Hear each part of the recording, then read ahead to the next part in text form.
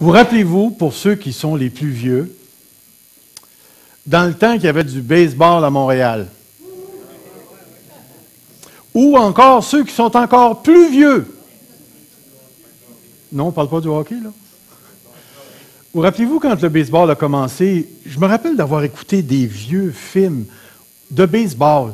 Et puis, ça se passait à l'extérieur, naturellement, il n'y avait pas de centre fermé, mais il y avait des clôtures en bois qui étaient très, très, très, très, très hautes. Puis, des fois, dans les morceaux, dans les planches, il y avait des trous. Puis, il y avait les jeunes qui se ramassaient autour, puis là, ils regardaient la game de baseball par le trou. Je ne sais pas si vous avez déjà vu une image semblable à ça, mais je me sens comme ça un matin. Je me sens comme une personne qui va regarder ce qu'on va voir à travers un trou divin. Puis vous savez ce qui est intéressant avec cette image du baseball, des planches puis des trous, c'est que tu n'es jamais capable de voir toute la game. Tu peux voir jusqu'à ce que le trou te permette de voir. Si le trou est moindrement de côté, tu vas voir le gars dans le champ gauche ou dans le champ droit pogner la balle. Si le trou est moindrement au centre, tu vas voir, mais tu ne pourras jamais voir toute la game. Tu ne pourras jamais voir toute la game. Et ce matin, ce qu'on va voir, ça ressemble à ça. Ça ressemble à ça. Parce qu'on va voir ceci ce matin. Les motifs divins du salut et de l'appel. Vous vous rappelez du texte qui nous a sauvés en parlant de qui? Dieu nous a sauvés à adresser une sainte vocation. Et ensuite, il va nommer 3 motifs. Non à cause de nos œuvres, mais selon son propre dessein et selon sa grâce. 3 motifs, 3 trous de clôture divins. Chacun de ces motifs nous permet d'entrer dans ce que je pourrais dire le cœur divin. Mais on ne sera jamais capable de voir tout ce qui a motivé Dieu à faire ce qu'il fait. Mais à travers ces petites pensées, nous arrivons à découvrir un tout petit peu la manière dont notre Dieu nous a atteints. C'est difficile pour nous, lorsqu'on se met à jaser d'élection, de prédestination, de trouver les motifs qui ont animé Dieu. La Bible nous en donne quelques-uns ici et là, mais on n'a jamais tout le portrait de ce qui se passe à l'intérieur de Dieu ou de ce qui s'est passé à l'intérieur de Dieu avant la fondation du monde. Mais ce qui nous est donné dans l'Écriture va nous être extrêmement précieux. Si je replace le prochain texte, grammaticalement, ça donne un petit peu ceci. Nous a sauvés, nous a adressé un saint appel, 3 motifs principaux, non à cause de nos œuvres, selon son propre dessein, selon la grâce, et tout le reste du verset est attaché au mot grâce. Ce que nous allons faire ce matin, nous allons regarder les deux premiers motifs. Et la prochaine fois que je vais prêcher, je vais regarder le 3e, parce que le 3e, il est sublime, sublime. Depuis que j'ai plongé mes yeux dans le motif de la grâce, j'ai de la misère à m'approcher de mon ordinateur puis de taper sans avoir une sorte de petite larme qui est sur le coin de l'œil puis qui dit « Oh Seigneur, que tu as payé cher pour m'avoir. » Pour m'avoir.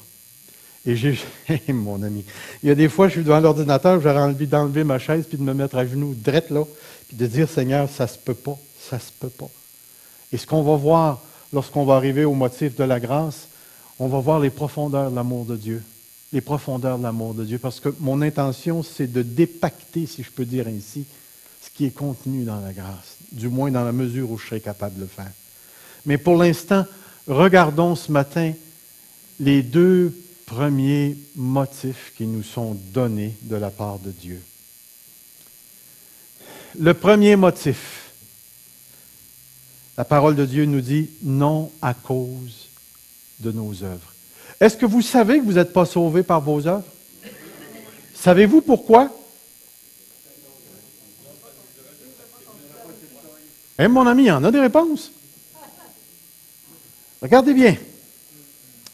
Lorsque l'apôtre Paul utilise l'expression « non à cause de nos œuvres », c'est certain que lui nous écrit, c'est des mots qu'il nous donne, mais la manière dont c'est écrit, Paul élimine toute possibilité d'un salut qui résulterait de l'effort humain.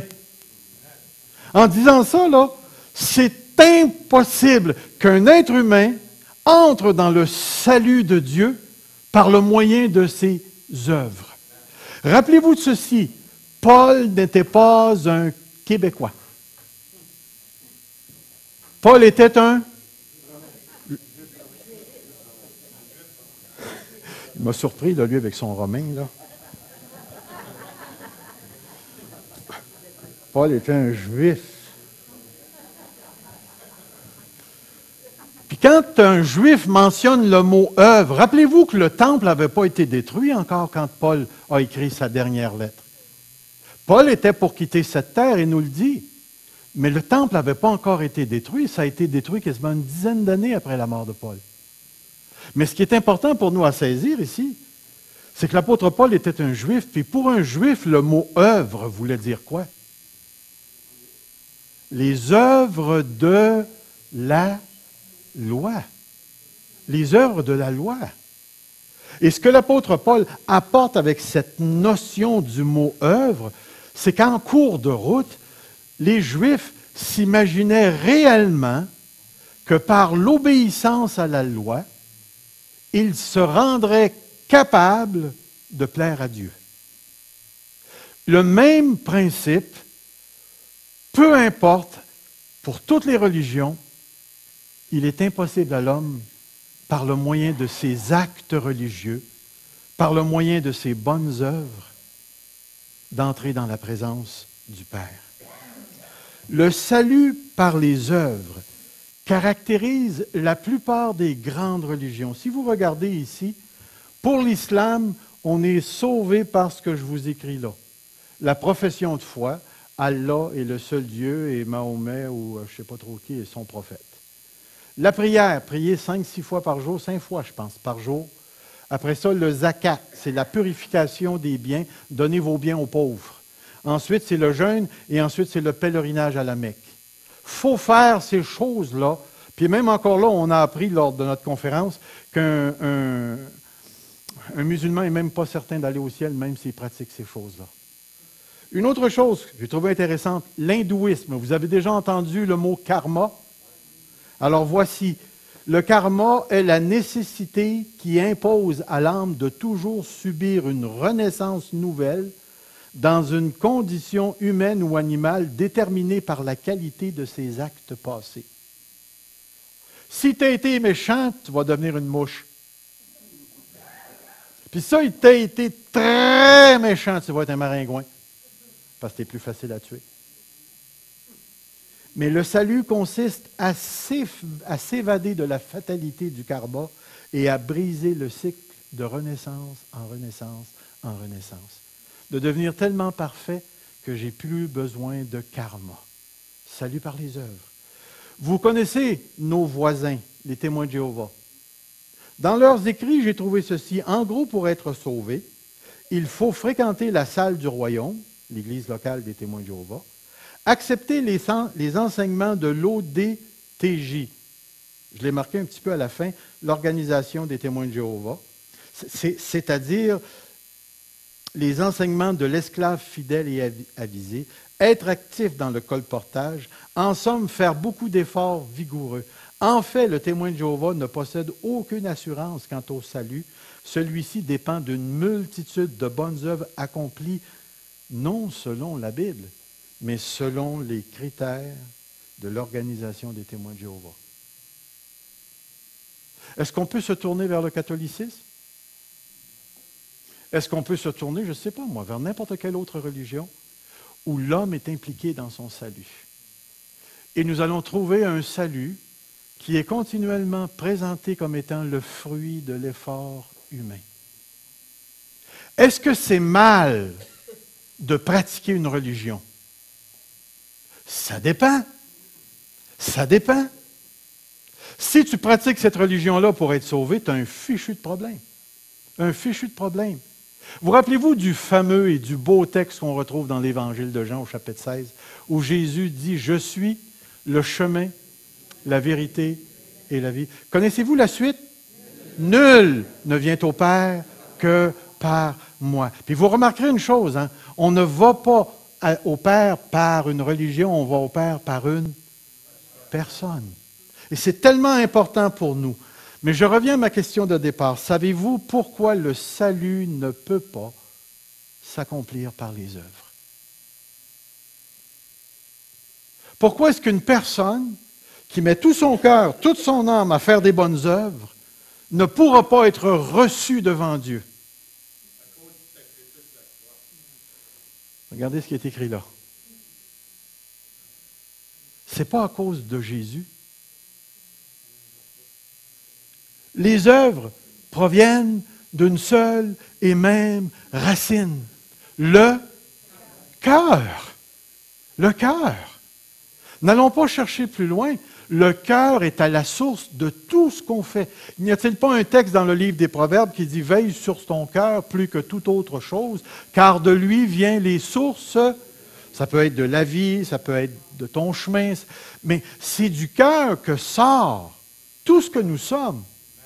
Et pensez pas que le cœur, c'est strictement la dimension émotionnelle lorsqu'on veut faire la différence entre l'intelligence puis les émotions, où on dit, OK, là, c'est dans la tête, il faut que ça passe au cœur. Là.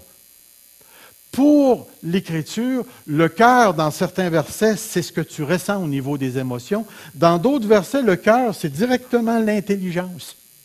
Puis dans d'autres versets, le cœur représente tout ce qu'est la personne. Et c'est dans ce sens-là ici que le mot cœur est utilisé. C'est-à-dire que le cœur représente tout ce que nous sommes, tout ce que je suis, c'est mon cœur, c'est ma personne, c'est synonyme de personne. Et l'une des choses que la Bible nous dit à propos du cœur, c'est ceci. Le cœur est tortueux, par-dessus tout, il est méchant, qui peut le connaître?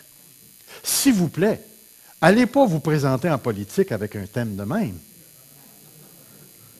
Parce que tout le monde croit qu'ils sont bons. Mais lorsque Jérémie fait une affirmation comme ça, comprenez, c'est une affirmation existentielle. Ce n'est pas juste le cœur des Juifs de cette époque-là. Le cœur en général, il est mauvais. Et on va comprendre pourquoi. L'Éternel vit que la méchanceté des hommes était grande sur la terre et que la pensée de leur cœur se portait chaque jour uniquement vers le mal. Il y a quelque chose que vous devez réaliser dans ce texte. C'est la quantité de personnes et l'orientation du cœur. Plus tu as de personnes, plus la méchanceté va trouver des véhicules puissants pour s'exprimer.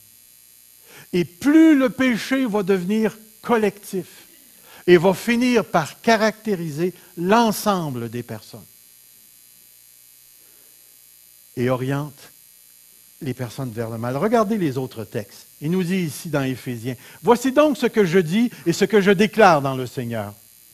Vous ne devez plus marcher comme les païens qui marchent selon la vanité de leurs pensées. Ils ont l'intelligence obscurcie, ils sont étrangers à la vie de Dieu à cause de l'ignorance qui est en nous, à cause de l'endurcissement du cœur. Ayant perdu tout sentiment, ils se sont livrés au dérèglement pour commettre toute espèce d'impureté jointe à la cupidité. » Encore une fois, si vous lisez le contexte de la lettre aux Éphésiens, vous allez arriver ici, et l'apôtre Paul n'est pas en train de faire une affirmation sur un petit groupe, c'est une affirmation existentielle sur la totalité de l'humanité.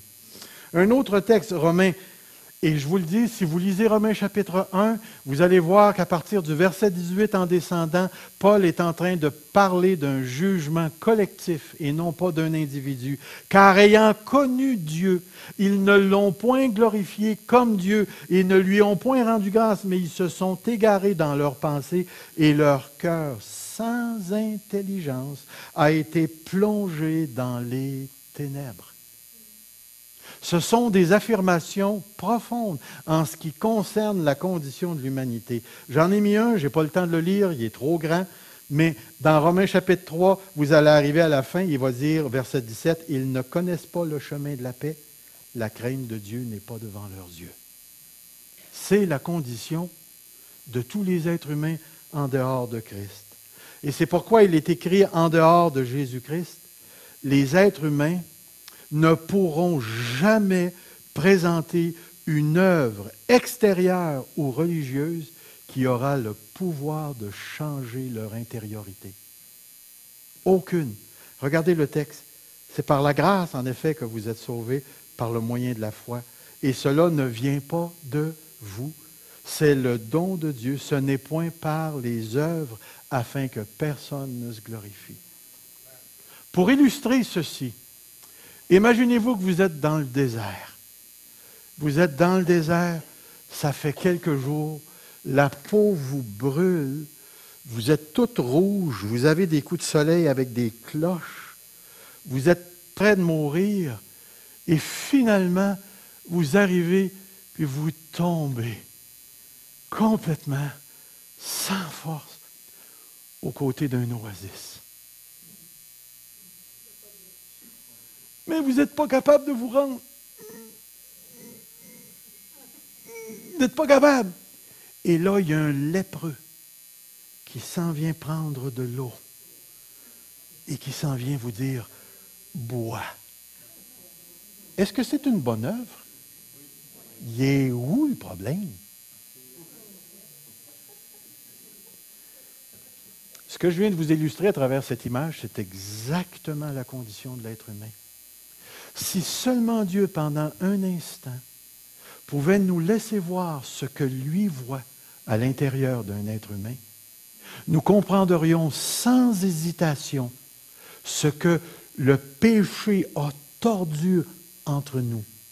Et que présentement, dans notre humanité, dans notre société, même québécoise, ici, à Granby, locale, si on ne s'entretue pas, c'est parce que Dieu exerce une grâce commune qui limite le pouvoir du mal présentement. Parce que si Dieu retirerait sa main, et si Dieu, comprenez, si Dieu permettait qu'il n'y ait aucune forme de justice sur cette terre, nous vivrions l'enfer ici-bas sur la terre. C'est parce que présentement, Dieu limite le mal que le mal ne se rend pas. Mais tout ce que Dieu aurait à faire, c'est d'enlever sa main et de laisser aller les choses. Et le cœur de l'homme irait automatiquement vers les profondeurs du péché et du mal.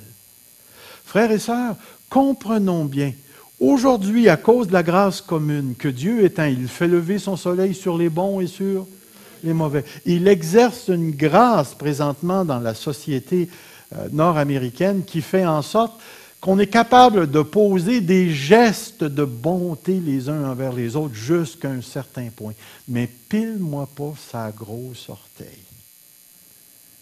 Parce que tu vas voir qu'en dedans de moi, il y a des monstres. Alors, mon ami, je me rappelle lorsque j'étais plus jeune et que je faisais beaucoup de porte-à-porte pour apporter l'Évangile, je rencontrais toutes sortes de gens. Et les gens les plus coléreux étaient ceux qui pratiquaient intensément leur religion. J'avais juste à arriver puis leur présenter l'Évangile de Jésus-Christ, puis parce que je n'étais pas dans leur boîte, tout de suite la colère sortait. Le cœur, les œuvres ne seront jamais la cause du salut. Toutefois, elles seront toujours la démonstration de la condition du cœur, aussi bien pour le croyant que pour le non-croyant. Les œuvres sont la manifestation de ce que tu as en dedans. Et ça va toujours être comme ça. Tu vas toujours agir selon les valeurs les plus profondes qui contrôlent ta vie. Tu vas toujours vivre en harmonie avec les croyances les plus précieuses que tu as dans ton cœur. Mais toutes les croyances que tu as en dehors de Jésus-Christ ne pourront jamais produire ce qui est nécessaire pour se présenter devant Dieu à cause de ce que le péché a fait au cœur. Et comme le péché a élu résidence dans le cœur, il est impossible pour nous de produire des œuvres qui seront capables de transformer notre intériorité pour que nous soyons accepté devant Dieu. Êtes-vous d'accord avec moi? Est-ce que si quelqu'un accomplit les 10 commandements pendant toute sa vie, du jour où il vient au monde, au moment où il se présente devant Dieu, et que ce gars-là ne désobéit jamais en pensée et en action ou en parole, ne désobéit jamais à Dieu, ce gars-là va rentrer au ciel? La réponse, c'est oui. La réponse, c'est oui. Écoutez, si le gars n'a jamais péché, est-ce que Dieu peut l'accuser? Jamais de la vie. Mais il y en a-tu un? Ah, là, OK, vous dites, OK, là, il est normal, il a la bonne doctrine. Mais écoutez, la loi là, qui a été donnée, la parole de Dieu nous dit qu'elle est sainte et bonne. Et celui qui accomplit toute la loi sans péché, jamais, jamais, jamais, depuis qu'il vient au monde, et il va aller au ciel. Mais vous n'avez pas vu la pogne? Depuis qu'il vient au monde, c'est-tu possible de venir au monde saint? On vient au monde pécheur. Pourquoi? À cause du péché dedans. Alors, je me suis fait pogner à ma propre argument, là. Il n'y a pas personne qui est capable de se présenter. Vous le croyez? Parce que Dieu nous le dit dans la parole. Et c'est pourquoi j'arrive ici. Notre salut, du début à la fin, doit commencer et finir avec Dieu. Si nous sommes pour être sauvés, il faut absolument que notre salut commence et finisse avec Dieu. C'est impossible autrement. C'est impossible. Nous ne trouverons jamais chez l'être humain la cause du salut. Aussi gentil, aussi bon, aussi saint, aussi canonisé qu'une personne peut l'être, nous ne pourrons jamais trouver chez l'être humain le salut. Je ne sais pas si vous connaissez le cursilo. C'est une expérience particulière qui se vit dans l'Église romaine, où les gens vont pour une fin de semaine, c'est à base de témoignages et ainsi de suite. Lorsque j'étais à Drummondville, j'ai assisté à un cursilo, mais pour les jeunes qu'on appelait la flambée. C'est juste pour vous dire dans sa grâce comment Dieu est vraiment spécial. Je me rappelle qu'à un moment donné, dans cette conférence-là, j'étais tellement touché que j'ai prié la Sainte Vierge. Puis j'ai dit à la Sainte Vierge, j'ai dit, Marie, fais que ton fils vienne en moi. Puis aujourd'hui, je suis sauvé. Est-ce qu'il faut prier la Sainte Vierge? Est-ce que ma prière était bonne? Est-ce que ma prière était bonne?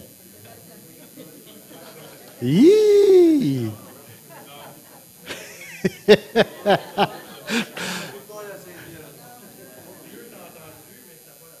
Voilà. Dieu savait ce qu'il faisait dans l'ignorance. Il reconnaissait le cœur. C'est certain qu'après avoir lu la Bible, j'ai compris que mon salut avait commencé avec Dieu, que Marie avait rien à voir. Mais tout ce que je peux vous dire, c'est ceci. C'est que Dieu est sensible et il écoute. Et Dieu sait que jamais un être humain ne pourra nous conduire au salut.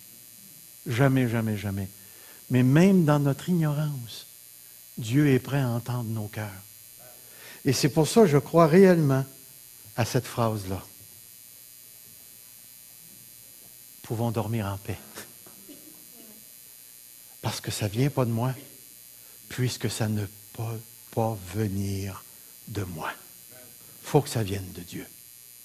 Peut-être certains me diront, oui, oui, mais c'est moi qui l'ai accepté, le Seigneur Jésus, j'ai fait mon choix. Ben oui, tu as fait ton choix, mon petit gars.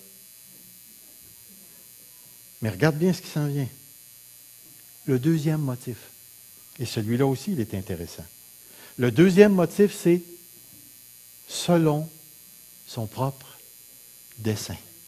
Selon son propre dessein. Vous rappelez-vous du jeu « Fais-moi un dessin » ? Dieu en a fait un. Puis il en a fait tout un. Il en a fait tout un. Pour vous donner un tout petit peu j'ai mis la phrase pour vous donner, mais à cause de son propre dessein. Un jour, un homme est venu me voir. J'étais en train de participer à l'implantation d'une église. Il vient me voir pour soi-disant sauver son mariage et il me dit en entrant dans mon bureau, « Change ma femme ». C'est en dedans, ça disait, « Hey, t'as rien compris, mon gars, j'en ai une, puis j'ai pas été capable. »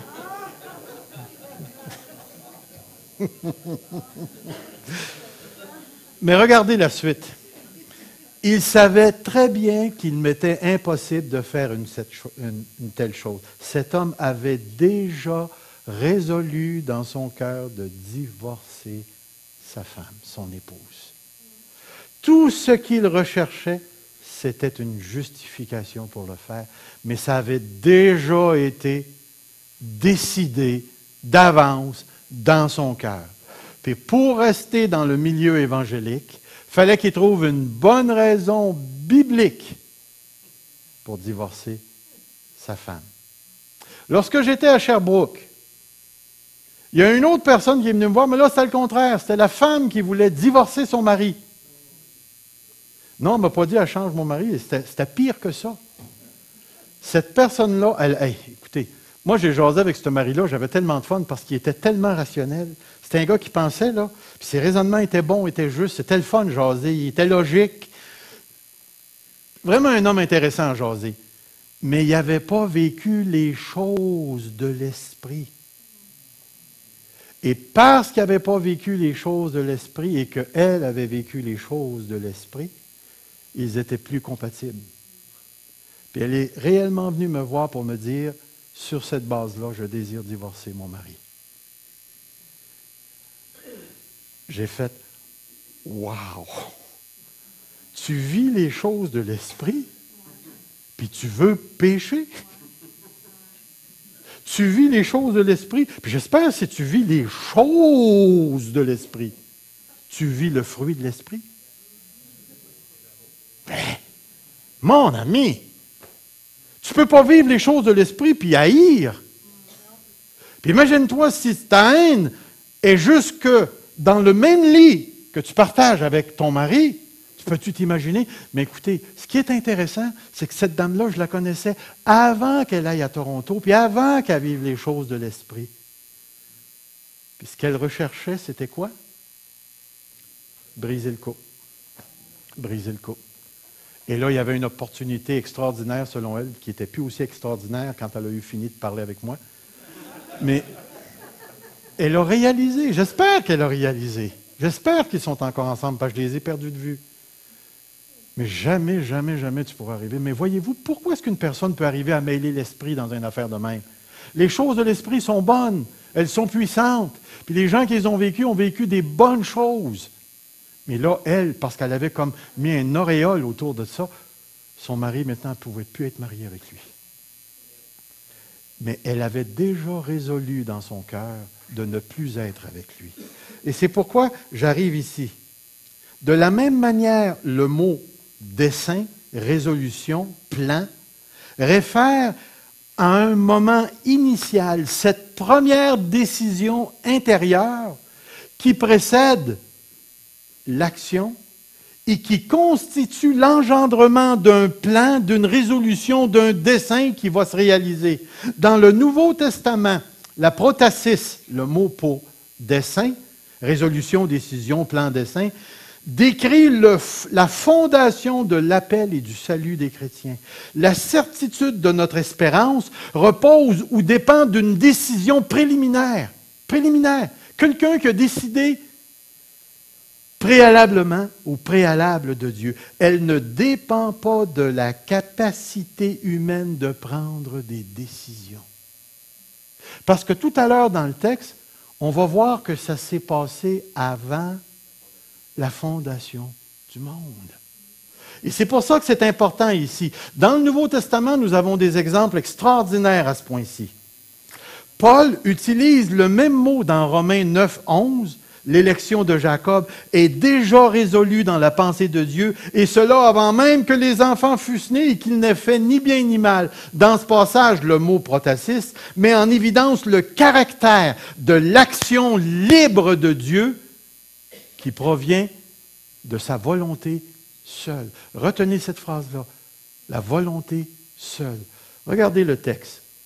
Ce n'est pas que la parole de Dieu soit devenue caduque, c'est-à-dire qu'elle n'a rien produit, car tous ceux qui descendent d'Israël ne sont pas Israël, parce qu'ils sont la descendance d'Abraham. Tous ne sont pas ses enfants, mais il est dit en Isaac, tu auras une descendance appelée de ton nom. C'est-à-dire, ce ne sont pas les enfants de la chair, ce n'est pas l'Israël de la chair qui sont enfants de Dieu, mais ce sont les enfants de la promesse qui sont comptés comme descendance. Et regardez la suite.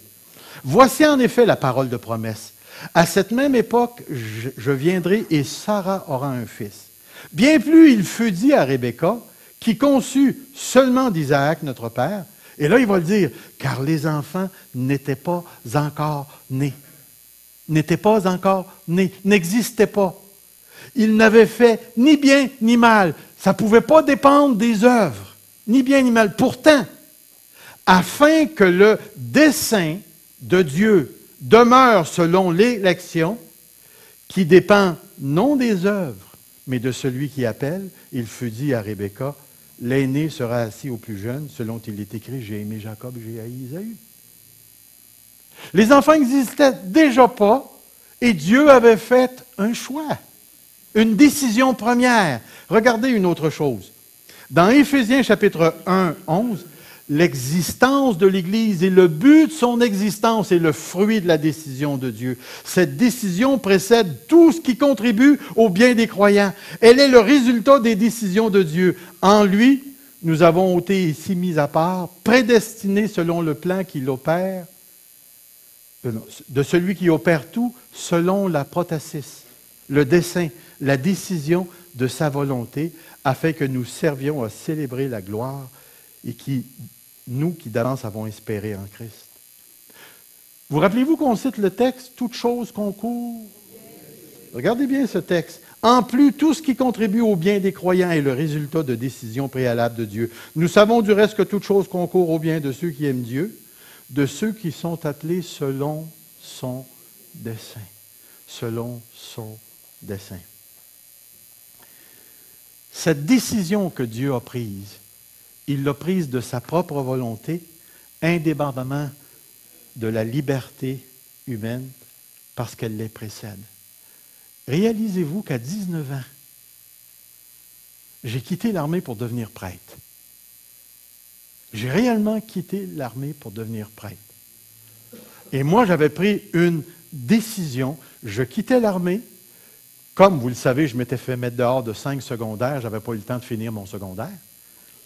J'avais décidé dans mon cœur que je retournerais, je finirais mon secondaire, j'irais au cégep, je rentrerais à l'université pour faire mon bac et après ça, je me ferais ordonner prêtre. Moi, j'avais décidé ça. Ça a bien l'air que quelqu'un d'autre a fait une autre décision à ma place, qui est venu contrarier mes choix. Puis je suis bien content. Bien content. Puis la chose que je trouve extraordinaire ici, c'est la manière... Rappelez-vous du trou de souris, là, du trou de clôture. Là. Je ne sais pas pourquoi Dieu m'a choisi. Je ne sais pas pourquoi, de toute éternité, Dieu a fait une déclaration dans son cœur en disant « Serge Pinard, tu vas être mon enfant. Sur toi, je vais déverser ma grâce. » Puis enlève mon nom, puis mal tient. Je ne sais pas pourquoi Dieu t'a choisi. Mais je sais une chose, c'est que la décision que Dieu a prise sur toi est une décision qu'aucun ange, qu'aucun démon, qu'aucun gouvernement, qu'aucun être humain ne peut changer. Parce que Dieu a décidé, et qu'il a décidé selon une volonté absolue qui ne peut pas être pliée par un agent extérieur de Dieu. Et une autre chose, c'est que la décision de Dieu a été déclarée sous forme de serment, nous dit Hébreux 6, et sous forme de promesse. La décision, ce n'est pas simplement de dire « je prends ce chocolat-là parce qu'il est au café » ou « je prends celui-là parce qu'il est aux cerises ». La décision n'a pas été faite de cette manière-là. La décision de Dieu, elle est inébranlable. Elle repose sur sa volonté. On a de la misère à percevoir pourquoi est-ce qu'il nous a choisis, mais la réalité, c'est qu'il te précède. Est-ce que tu as choisi de suivre Jésus-Christ? La réponse, c'est oui. Mais ton oui est précédé d'une décision divine qui garantit, qui fortifie, et permettez-moi d'ajouter cette phrase, qui engage toute la personne de Dieu à ton égard. Qui engage toute la personne de Dieu à ton égard. Dans son plan, dans son dessein, la décision initiale est appuyée est fondée sur une puissance qui est toute puissance. Et lorsque Dieu t'a choisi, il te rendra à terme. Celui qui a commencé en vous cette bonne œuvre, la rendra parfaite pour le jour de Christ. Et je me confie ici sur lui. Notre salut n'est pas le fruit de nos actes, mais d'une décision divine qui repose sur la bonne volonté de Dieu. En d'autres mots, notre salut dépend totalement d'un autre. Et c'est pourquoi je reviens à cette phrase-là ici. C'est le caractère de cet autre qui constitue la garantie de ton salut et de mon salut. Et la foi en sa parole, et c'est la foi en sa parole qui fait toute la différence. Notre salut n'est pas un contrat que tu as signé. C'est un contrat que Dieu a signé dans le sang de Jésus-Christ. Et parce que Dieu s'est engagé, tout le caractère de Dieu est à la base de ton salut. Si Dieu est un menteur, on s'est tout fait avoir. Si Dieu n'a pas la puissance de nous rendre à terme, vivons dans la peur parce qu'il n'y a aucune certitude. Si Dieu, dans sa personne, est à la merci des actions humaines, mais j'espère que Dieu a des ongles parce qu'il va se les ronger énormément. Nos décisions sont tellement nounounes puis folles des fois que tu te demandes si ce gars-là ou cette femme-là va se rendre jusqu'au bout. Puis je vais vous dire une autre chose. Tu as beau avoir 36, 37, 40 ans dans la foi, si le salut n'a pas été signé par Dieu dans le sang de Jésus-Christ, il n'y a rien qui garantit que dans 10 ans, tu vas être encore assis ici, dans cette église, et qu'on ne te retrouvera pas dans un bar à quelque part ou avec une aiguille dans le bras. Il n'y a rien qui nous garantit ça. Il n'y a pas de sécurité pour celui ou celle dont le Dieu n'est pas tout-puissant. Et c'est pourquoi je vous disais, le caractère de celui qui a fait la décision avant la fondation du monde et qui a inscrit ton nom. Vous rappelez-vous du texte dans le livre des psaumes où David va dire « Lorsque j'étais une masse informe, tous les jours qui m'étaient destinés avaient déjà été écrits. » Vous rappelez-vous de l'appel de Jérémie, comment ça commence? Oui, Dieu avait mis Jérémie dans le sein de sa mère, à part, pour qu'il devienne le prophète de l'Éternel. Vous rappelez-vous de l'apôtre Paul? Ce gars-là, il ne fumait pas, mais il y avait de la fumée qui sortait de ses narines. C'est un gars enragé. Pensez-vous qu'il se serait converti au christianisme ou converti à Jésus-Christ juste parce qu'on lui dit « Hey, Paul, tu es dans l'erreur, puis là, il faut que tu abandonnes la loi, il faut que tu suives Jésus. » Écoutez, pour un juif mort sur la croix, là, c'est d'être maudit. Puis il a raison de le dire. Christ a été maudit pour nous, selon la loi. Mais essayez de vous imaginer quand Paul a rencontré Jésus-Christ sur le chemin de Damas. Je trouve ça super intéressant. Paul rencontre celui qui a été crucifié et Paul est tombé devant ce gars-là, qui s'appelle Jésus-Christ. Et tout de suite, il est devenu le serviteur. Ça a pris la révélation avant que Paul se convertisse. Chacun d'entre nous, ça a pris la décision divine de Dieu avant de vous convertir. Et c'est pourquoi j'aimerais dire ceci. Maintenant, tu peux dormir. et tu peux t'endormir en paix. Tu peux t'endormir en paix. Parce que celui qui est en toi, non seulement il est plus grand que celui qui est dans le monde, mais il a inscrit ton nom dans le livre de vie. Et maintenant, je ne suis plus juste Serge Pinard. Je suis Serge Pinard sauvé. Oui, ça, j'aime bien ça. Saint Serge Pinard sauvé. Je ne sais pas si ça vous encourage, vous. Mais tout à l'heure, au début, je vous ai parlé de la paix. Moi, je regarde le fameux texte où mon salut ne dépend pas de mes œuvres. Parce que je ne sais pas si vous êtes comme moi, lorsque vous vous regardez, vous trouvez-vous beau en dedans? Prenez pas le miroir, là, puis... C'est pas de cette beauté-là qu'on parle. On parle d'une beauté intérieure. Laissez-moi vous dire, j'ai juste à fouiller pendant 2-3 minutes ce qui se passe à l'intérieur de mon cœur, puis je me dis, Seigneur, c'est impossible que je sois sauvé avec ce que j'ai dans mon cœur. C'est pas long à avoir des mauvaises pensées. C'est pas long à avoir des choses tout croches dans nos pensées. C'est pas long de s'exposer au mal. C'est pas long que ça sort de notre bouche, puis c'est encore tout sale. Une chance que ça ne dépend pas de nous. Des fois, je me tourne vers Dieu, puis je dis, Seigneur, c'est ton fils, c'est pas moi, c'est ton fils. C'est à cause de lui que je m'en vais te voir. Parce que je le sais très bien que je ne peux pas trouver en moi. Mais de l'autre côté, la fameuse main dans laquelle je suis couché, puis je me dis, cette main-là, c'est la décision de Dieu. Je suis couché dans une décision de Dieu qu'il n'y a aucun être existant qui est capable de renverser. Et je sais qu'humainement parlant, je peux dormir, même si mon sommeil est dérangé, même si j'ai des nuits difficiles, même si j'ai des problèmes avec moi-même. Je peux m'endormir en paix parce que mon Sauveur a choisi de me sauver sur le fondement de la mort et de la résurrection de Jésus-Christ, pas sur mes œuvres. Et je sais une autre chose, que la mort s'en vient pour moi. Elle s'en vient aussi pour toi. Je ne sais pas où tu es rendu. Il y a un frère qui m'avait dit, prends ça, là. Il dit, ça, c'est ta vie, là. Maintenant, là, ça, c'est toute ta vie, là. Puis là, si tu regardes les âges, là, tu es rendu où? Je ne veux pas vous dire mon âge, là. Mais je pense qu'il me reste ça à vivre. À peu près.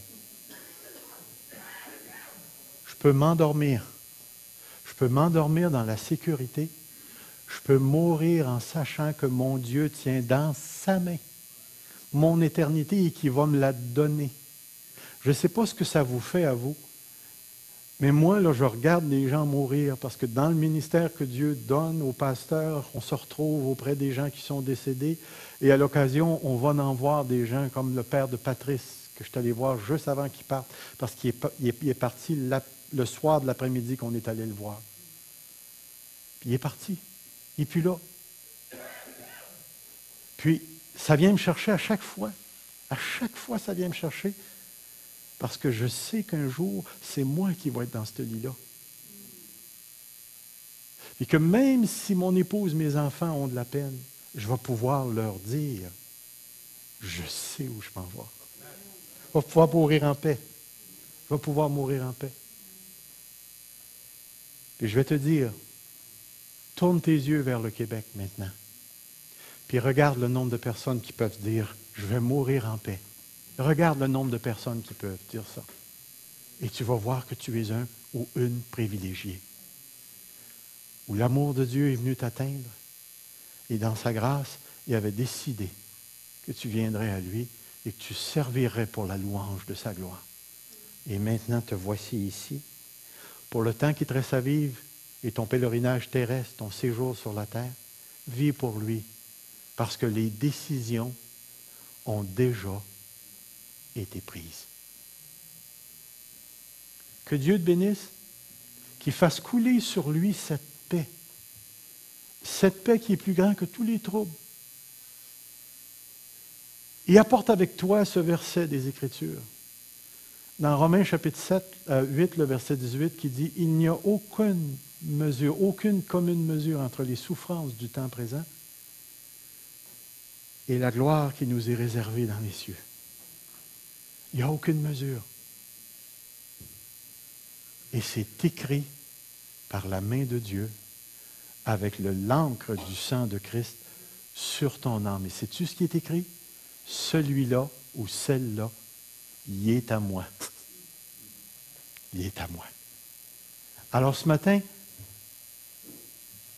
que la grâce de Dieu t'habite, que l'amour de Dieu t'habite, repose-toi par la foi dans une décision qui a été prise par un plus grand que toi.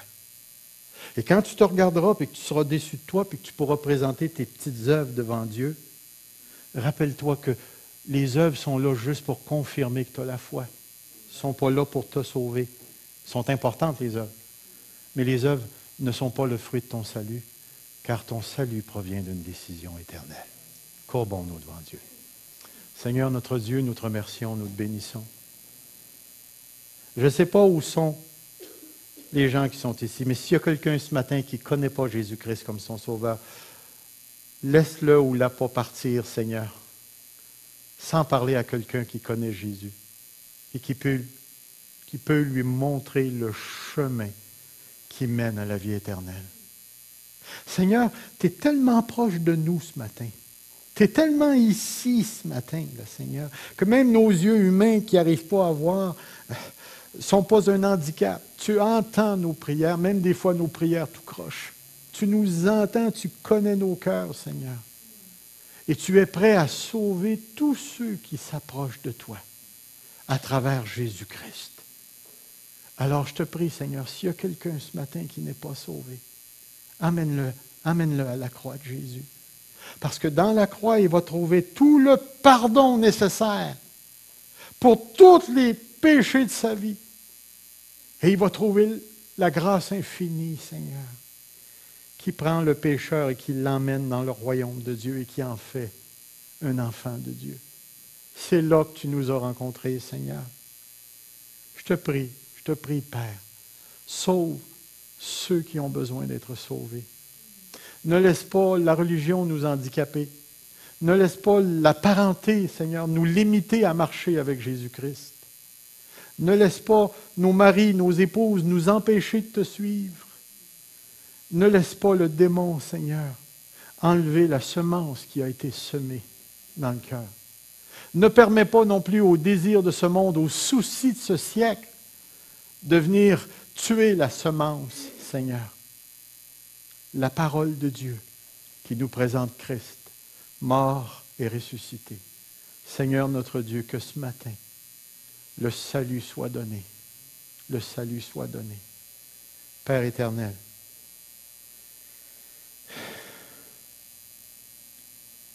je ne peux pas faire autre chose que de te dire merci de me l'avoir donné. Merci, Seigneur, d'avoir fait cette décision pour moi et de m'avoir transporté dans le royaume du Fils de ton amour. Merci pour mes frères et mes sœurs qui sont ici ce matin, qui depuis des années marchent avec toi, et les plus récents aussi. Merci, Seigneur, de ce que ta grâce est d'une profondeur extraordinaire. Jésus, merci d'avoir payé le prix. Amen. Que Dieu vous bénisse. Passez une bonne semaine en lui.